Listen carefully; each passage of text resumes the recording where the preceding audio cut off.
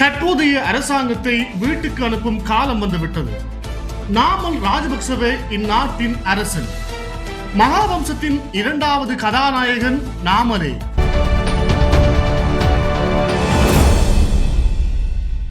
பாருங்கள் லங்காஃபோ ஊடகங்களை மற்றும் ஒரு காணொலியூடாக உங்களை சந்திப்பதிலே நாங்கள் மகிழ்வடைகிறோம். இலங்கை அரசியல் வரலாற்றிலே இப்பொழுதுதான் ஒரு சுமூகமான காலத்தை நாங்கள் எட்டியிருக்கிறோம். இங்கு வாழ்கின்ற தமிழர்கள், முஸ்லிம்கள், சிங்களவர்கள் அனைவரும் ஒரு ஒன்றிணைந்த ஒரு ஆட்சி முறையை இந்த அரசாங்கம் கொண்டு வந்திருக்கிறது, ஜேவிபி தலைமையிலான அரசு.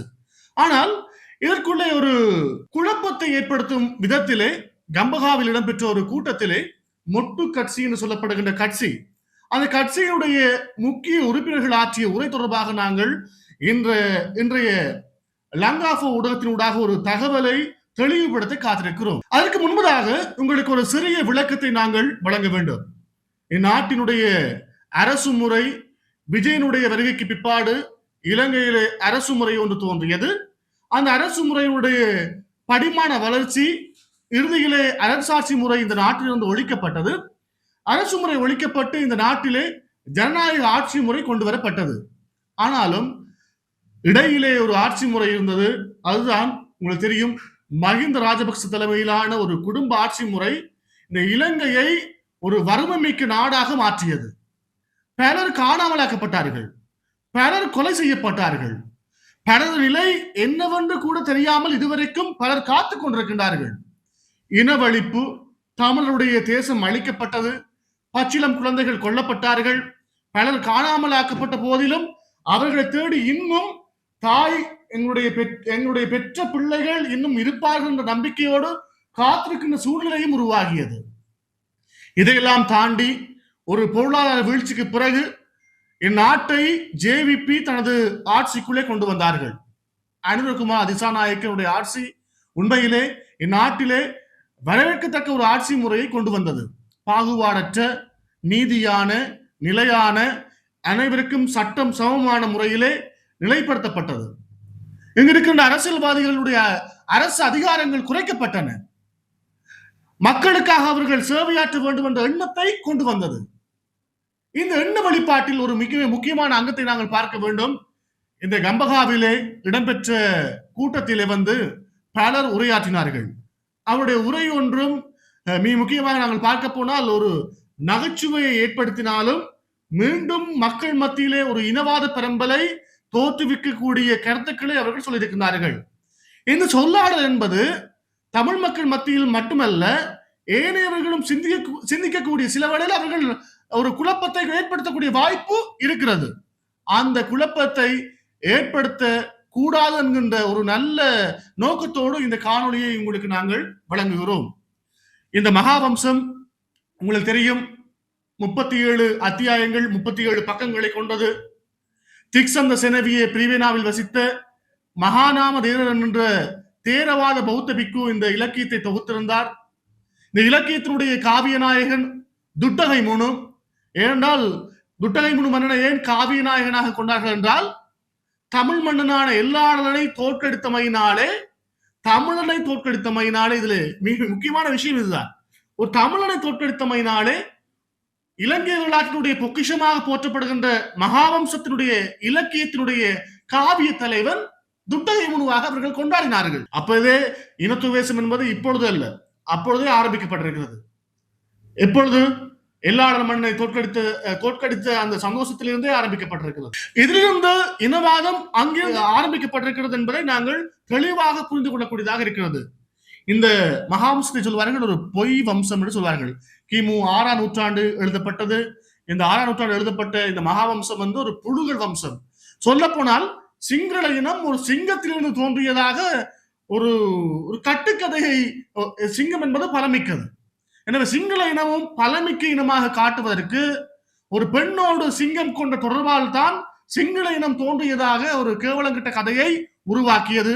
அது மட்டுமல்லாமல் சொந்த அண்ணன் தங்கையும் கல்யாணம் கட்டுற கதையெல்லாம் இந்த கம்பி கட்டுற கதை மாதிரி இந்த மகாவம்சத்திலே காணப்படுகிறது.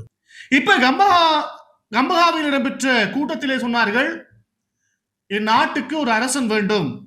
அந்த அரசன் யாராக இருக்க வேண்டும் என்றால், ராஜபக்ஷ குடும்பத்தினுடைய அரசியல் வாரிசாக இருக்கின்ற நாமல் ராஜபக்ஷ அரசனாக வேண்டும். ஏன் இந்த நாட்டுல ஜனநாயக ஆட்சி முறை இருக்கிறது உங்களுக்கு பிடிக்கல போல, அதனாலதான் எப்படி சொல்றாங்க, அரசு முறை ஒன்றை கொண்டு வர வேண்டும் என்று. இதை யார் சொல்றான் என்றால் ராவண பலை அமைப்பினுடைய செயலாளர் சத்தாதிச தேரர் இந்த கருத்தை சொல்றார். ராவண பலை என்பது ஒரு சிங்கள இனம் சார்ந்த ஒரு கருத்துக்களை வெளியிடுகின்ற ஒரு அமைப்பு. அதனுடைய செயலாளராக இருக்கின்ற சத்தாதிச தேரர் தான் இந்த கருத்தை சொல்லுகிறார். என்றால் எங்களுக்கு நாட்டுக்கு ஒரு மன்னன் தேவை, ராஜபக்சவை பாதுகாப்பதற்காக ஒரு மன்னன் தேவை, அவர் நாம ராஜபக்சவாக இருக்க வேண்டும் என்பது அவருடைய கருத்து. இன்னொருத்தர் ஒரு பகுதி வாய்ந்த கருத்தை சொல்லுகிறார். என்ன விஷயம் என்றால், அரசாங்கத்தை வீட்டுக்கு அனுப்புகின்ற காலம் வந்து விட்டது என்று சொல்லி இருக்கிறார். யார் சொல்றார் என்றால், கம்பகா மாவட்டத்திலே இடம்பெற்ற அந்த கூட்டத்திலே பங்கு பெற்றிய சாமர சம்பத் தசநாயக்க என்பவர் இந்த கருத்தை முன்மொழிந்திருக்கின்றார். ஏன், நீங்கள் செய்த ஊழல், நீங்கள் வாழ்ந்த குடும்ப வாழ்க்கை, நீங்கள் வாழ்ந்த பரம்பரை வாழ்க்கை, சொத்து குவிப்பு, ஆடம்பர வாழ்க்கை, இந்நாட்டிலே பல இடங்களில் நீங்கள் செய்த முதலீடுகள், உங்களை பாதுகாத்துக் கொள்வதற்காக அமைக்கப்பட்ட அரசியல் வலயங்கள், இவற்றையெல்லாம் இப்பொழுது இருக்கின்ற அரசாங்கம் உடைத்திருக்கிறது. இந்த உடைப்பு என்பது பலருக்கு ஒரு வைத்தறிச்சலை ஏற்படுத்தியிருக்கிறது. நாங்கள் சொகுசா வாழல, எங்களுக்கு காணி பூமி இல்லை, ஏன்னா விடுதலை புலிகளுடைய காலத்தில் பெறப்பட்ட நகைகளிலிருந்து பணங்களிலிருந்து ஒன்றுமே எங்களுக்கு இப்ப செலவழிக்க முடியாத சூழ்நிலை இருக்குது, நாங்கள் ஊழல் குற்றவாளிகள். இப்ப அடிக்கடி ராஜபக்ஷ குடும்பத்தினர் குற்றப்புலனாய்வு திணைக்களத்துக்கு செல்கிறார்கள். ஏன், அவர்கள் செய்த பாவங்கள், அவர்கள் செய்த வினைகள் எல்லாவற்றுக்கும் இப்பொழுது அவர்கள் செய்த எல்லா வினைகளுக்கும் இப்பொழுது கடவுள் காட்டுகின்ற ஒரு தீர்ப்பை நாங்கள் பார்க்கிறோம். இப்போ நாம ராஜபக்ஷ போகிறார், சிரந்தி ராஜபக்ஷ போகின்றார், அதே போல மஹிந்த ராஜபக்ஷ போகின்றார், கோட்டபாய ராஜபக்ஷ போகின்றார். இப்படி முன்னாள் அமைச்சர்கள், அதே போல நாடாளுமன்ற உறுப்பினர்கள் எல்லாம், இந்த மொட்டு கட்சி சார்பாக இருந்தவர்கள் எல்லாம் இப்ப போய்கொண்டிருக்கிறார்கள். இதுல ஒரு விஷயத்தை சொல்றான் ஒரு பெண்மணி. அந்த பெண்மணி, நான் அந்த வீடியோவை இந்த காணொலியை நாங்கள் கீழே இணைக்கின்றோம். அந்த கீழே இணைக்கின்ற காணொலியை நீங்கள் பார்த்தீங்கன்னா தெளிவா விளங்கும். ඔබ පෙරමුණේ පොදු ජන පෙරමුණේ එහෙමනම් හදමු රට නැවත වතාවක් නාට්‍යපු තැනින් මහින්ද රාජපක්ෂ නම් මේ කේසර සිංහයා ගොඩනගපු ඒ රටේ සේනාධිනායකයා ගොඩනගපු ඒ නායකත්වය නැවතත් ගොඩනගමු.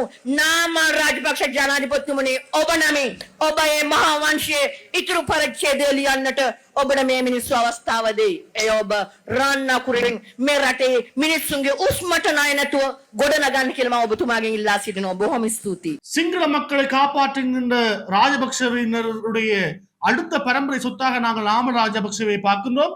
நாம ராஜபக்ஷ தான் மகாவம்சத்திலே துட்டகைமனுக்கு பிறகு மகாவம்சத்தில் எழுதப்படுகின்ற தங்க எழுத்துக்களால் எழுதப்பட வேண்டியவர் யார் என்று சொன்னால் இந்த நாம ராஜபக்ஷ என்று சொல்லியிருக்கின்றார். இது ஒரு நகைச்சுவையான விஷயம் என்றாலும் கூட இது சிந்திக்க வேண்டிய விஷயம் என்றால் சில வேளையில இவங்கள் இப்படி செய்யக்கூடிய வாய்ப்பு இருக்கிறது. அன்பார்ந்த மக்களே, ஒன்றை புரிந்து கொள்ள வேண்டும். தமிழ் மக்கள், சிங்கள மக்கள், தமிழ் தெரிந்த சிங்கள மக்கள் புரிந்து கொள்ள வேண்டும். இந்நாடு ஒற்றுமையோடு இருக்கிறது. குற்றவாளிகள் கைது செய்யப்படுகிறார்கள், சரியான தீர்ப்பு வழங்கப்படுகிறது, மனிதாபிமானமாக நீதித்துறை செயற்படுகிறது. எனவே இவற்றையெல்லாம் பாதுகாக்க வேண்டுமானால் இந்த நிலையான ஆட்சியை ஒழிப்பதற்கு பல்வேறு திட்டங்கள் வந்தாலும், பலர் சூழ்ச்சி செய்தாலும் மக்கள் ஒற்றுமையாக செயற்பட வேண்டும் என்பது எங்களுடைய கருத்து. ஏனென்றால் நாங்கள் பார்க்கின்ற பொழுது நாட்டை அரசாங்கம், இப்பொழுது இருக்கிற அரசாங்கம் பொறுப்பேற்கின்ற பொழுது அடிப்படை வசதிகள் கூட இந்த நாட்டில் இருக்கவில்லை. பொருளாதாரம் அடிமட்டத்திலே இருந்தது, வங்குரோத்து நிலையுடைய உச்சத்திலே இருந்தது. நாட்டை மீள பாதுகாத்து கொஞ்சம் கொஞ்சமாக அதை பில் பண்ணி, அதாவது டெவலப் பண்ணி கொண்டு வருகின்ற பொழுது இவ்வாறான கருத்துக்கள் சமூகத்திலே ஒரு மிகப்பெரிய சலசலப்பை, ஒரு நச்சரிப்பை ஏற்படுத்தினதாக அமைகிறது. எனவே இந்த கருத்துக்களை எல்லாம் தாண்டி நீங்கள் இந்த நாட்டை கட்டி எழுப்புவதற்கு தமிழ் மக்கள் அனைவரும் ஒன்றிணைந்து செயற்பட வேண்டும். அதே போல அனைத்து இன மக்களும் ஒன்றிணைந்து செயற்படுமாறு இந்த வேளை உங்களை அன்போடு வேண்டிக் கொண்டு விடைபெறுகிறேன். மற்றும் ஒரு காணொலியூடாக உங்களை சந்திக்கும் வரை விடைபெற்று செல்கின்றோம். நன்றி, வணக்கம். உங்களுக்கு இந்த காணொலி பிடிச்சிருந்தா இந்த காணொலியை ஷேர் பண்ணுங்க. உங்களோட ஆழமான கருத்துக்களை கமெண்ட் பாக்ஸ்ல எங்களுக்கு தாங்க. அதை விட மிக முக்கியமாக சப்ஸ்கிரைப் பண்ணுங்க. கட்டாயமா சப்ஸ்கிரைப் பண்ணாதான் நீங்க எங்களுடைய வீடியோக்களை தொடர்ச்சியாக பார்க்கக்கூடிய மாதிரி இருக்கும். உறவுகளே, பல காணொலிகளை உங்களுக்கு இன்னும் நாங்கள் வழங்க காத்திருக்கிறோம். மிஸ் பண்ணிடாதீங்க. இது போன்ற மேலும் பல முக்கிய சுவாரஸ்யமான செய்திகளை அறிந்து கொள்ள லங்காஃபோ யூடியூப் சேனலை சப்ஸ்கிரைப் பண்ணுங்கள். எமது செய்திகள் உடனடியாக கிடைக்க பெல் பட்டனை அழுத்துங்கள். அத்தோடு எமது செய்திகளை மற்றவர்களும் பார்வையிட ஷேர் செய்யுங்கள். நன்றி.